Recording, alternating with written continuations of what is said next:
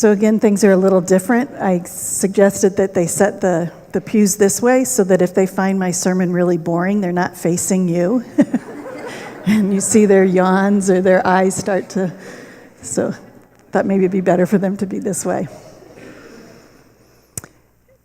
The Episcopal priest, Noel York Simmons, became so fascinated by the appearance of hands, at how hands looked when they were receiving the bread of communion, that she embarked upon a journey to photograph those hands. But this morning, rather than show you pictures of those hands, I want to invite you for just a moment to take a look at your own hands, to look at the back of your hands, the palms of your hands. Take a look at your fingers. And if it's not too awkward or creepy, take a look at the hands of someone sitting next to you. Look at those palms and those back of your hands and fingers. Because there is something really intriguing about hands. They do have a way of telling at least part of the story of our lives. What stories do your hands share? Some of us have very dry and chapped hands because they're washed so often throughout the day, maybe in between seeing patients. Some of us have very soft, manicured hands, painted fingernails, true artistic expression. Some of us have very calloused hands from holding tools, rakes, while we're cleaning up our yards, or pulling on the lines of a sailboat, or maybe a hammer as we're nailing.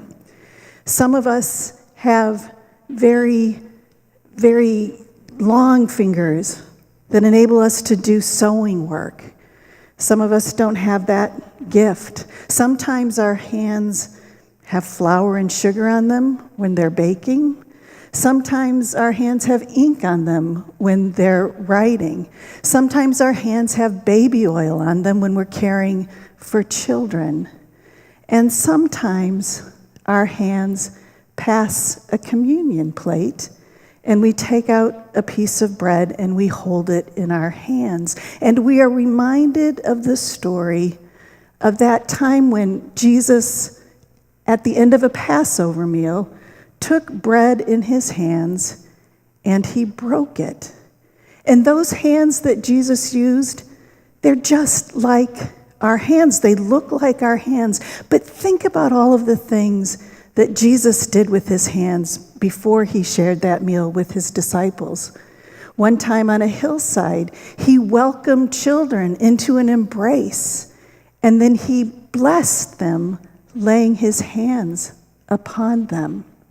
One time by the Sea of Galilee, he took 7 loaves of bread and he broke it, and yet somehow he managed to feed thousands of people.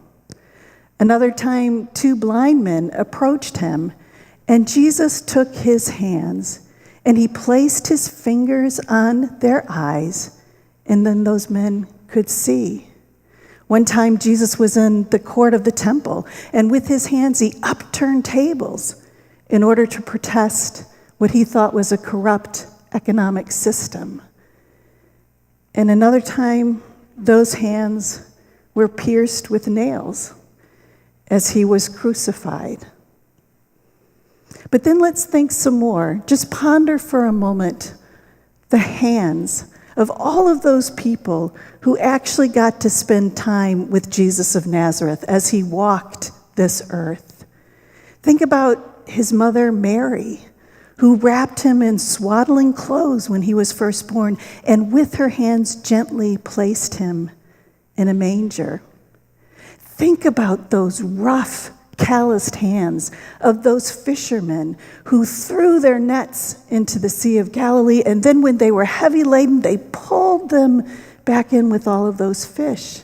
And yet they decided to leave those nets behind in order to follow Jesus, and I bet those hands became softer as they walked with him. We think about the hands of those people who followed Jesus all of that time. We think about the hands of Martha, who one day opened her home and welcomed Jesus in, and while Mary sat there, she busied her hands doing household chores. We think about the hands that gently took Jesus off of the cross and laid him in a tomb. We think about the hand of the man with the withered hand who approached Jesus one day, and it was a Sabbath, and he wanted to be healed. And Jesus said, "Stretch out that hand," and that hand was healed. And to his critics, Jesus explained, it's okay.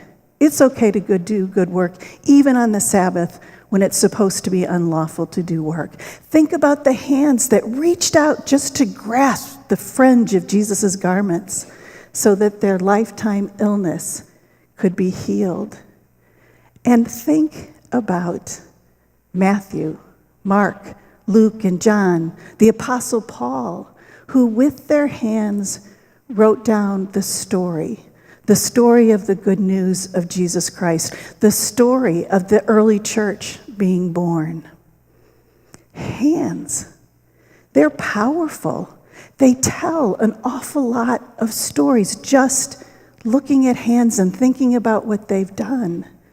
And so on this Sunday morning, when we're considering stewardship, as we are about to pass the plate with that communion bread, that bread that Jesus broke with his hands, we can think about how we might want to pledge the use of our hands to continue the work that Jesus started, to continue the story of the good news of Jesus Christ. How might you pledge to use your hands?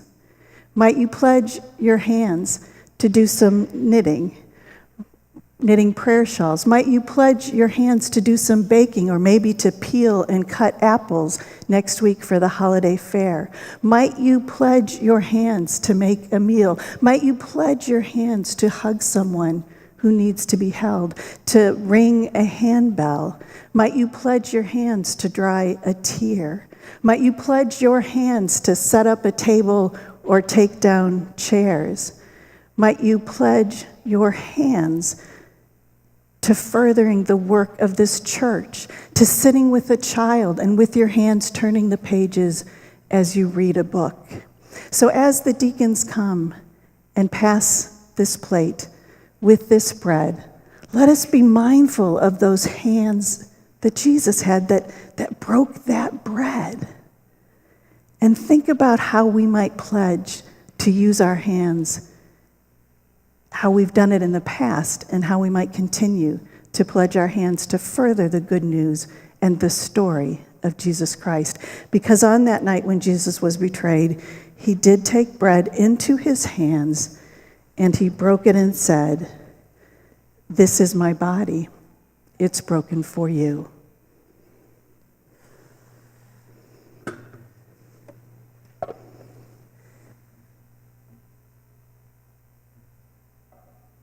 In his hands a cup. And he said, "This cup is the new covenant." A new covenant. A covenant that's not based on laws or rules, but a covenant where God has promised unending, unconditional love and faithfulness. A new covenant. When Jesus was having that meal with his disciples, he knew that there were some really powerful and influential people that were ready to be done with him. They were after him. He knew that his days on earth, that they were limited. And he was talking to some worried and concerned disciples. And as his death was approaching, Jesus talks to them about something new, a new covenant. Jesus was assuring his disciples that although he would not be able to be physically present with them anymore, that God's presence was assured. God's love, God's faithfulness was not going to disappear, but would remain constant in their lives and in their hearts. It was a new covenant that would live on in them and with them and throughout the world, despite the fact that Jesus' physical death was imminent. Recently, I was asked to preach at the church I grew up in, Calvary Baptist Church in Denver, on the anniversary of their 135th birthday. When I was first asked to accept this invitation, they explained that I would be coming to preach furthering my father's legacy. My father was the minister at Calvary for 23 years, and so they wanted me to come as his daughter and to preach. And my first thought was, there's just no way I can fill my dad's shoes, especially because one of my strongest memories as a child is of my dad going down to the basement on Saturday night to polish his Sunday preaching shoes. So there's no way I could fill that man's shoes. But the committee was very persistent and continued to ask me to consider coming so that I could be part of this 135th anniversary celebration. And so I do downstairs in my basement have a full file cabinet of Dad's sermons, including the first one he preached at Calvary's and the last one he preached. And so I decided I could give it a shot since I've got those resources. But this invitation has stirred in me a number of memories of my loving father and my faithful mentor in ministry. And I will never forget the day that I got the news that my dad had suddenly died. My parents were traveling in Norway, and I was in a ministerial staff meeting in that conference room, and Pat Height, the secretary, knocked on the door and said that my mom was on the phone. My parents didn't call when they were traveling, so I knew something was up.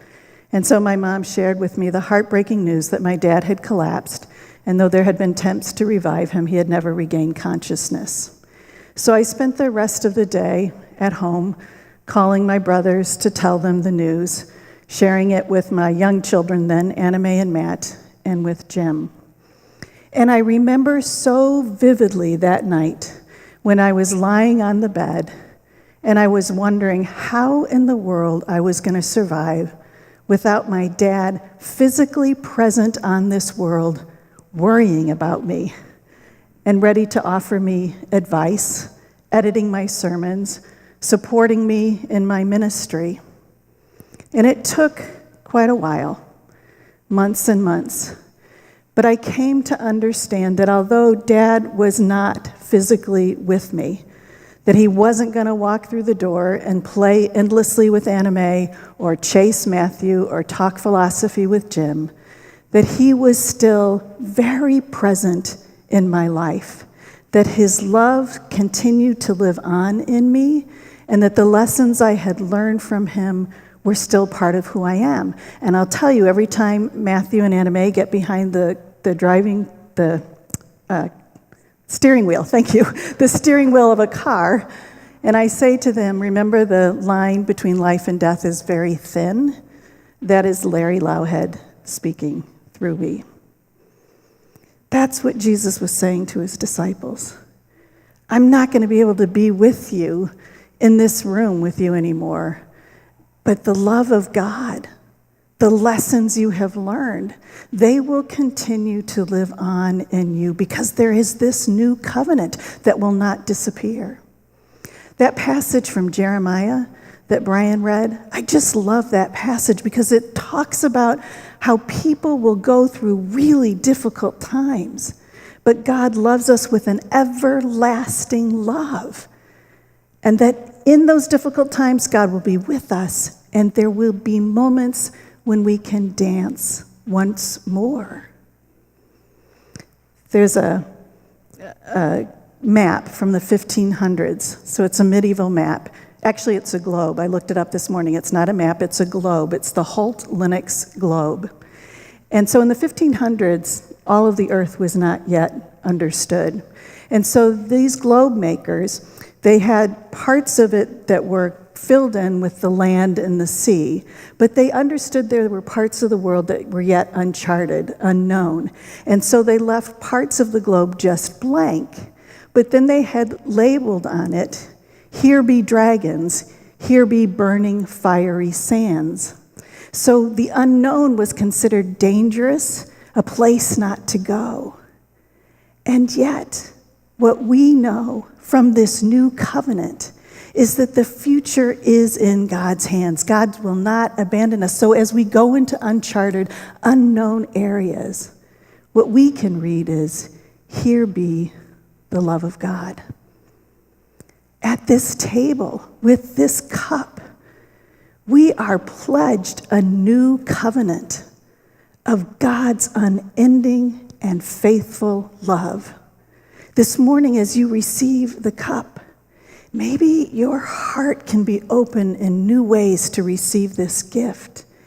And maybe as we think about stewardship, we can think about the love we might want to pledge back to our God. Let us receive the cup of the new covenant.